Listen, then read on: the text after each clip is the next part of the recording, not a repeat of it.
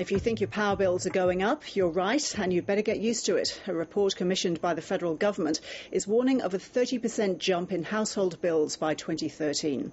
The government insists that much of the rise is unavoidable, but both major parties are using the figures to argue their case for and against a carbon price. Ben Worsley reports.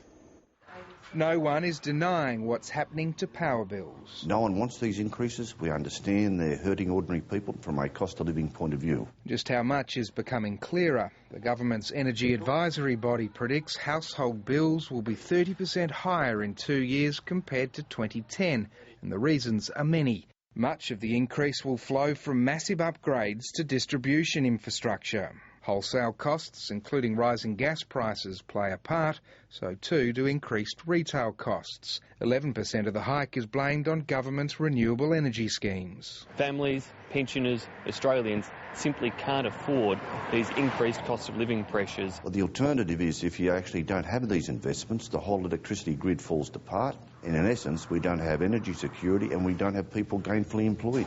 The opposition points out the forecast increases don't include a carbon price. Clearly, a carbon tax will push electricity up even more than the 30% that's already forecast. But the report finds the uncertain future of the tax is adding to the higher costs. We're not getting the necessary investment in new electricity generation capacity in Australia at the moment, and time is running out. The cost of new cars might also be going up. The federal government's announced mandatory emissions standards to reduce unhealthy pollutants. The savings in terms of our environment, the health of our kids is much greater than that minimal increase in costs. So exactly how much more will a new car cost? We know exactly what the cost is. I can't put a figure on it. Yes, Minister.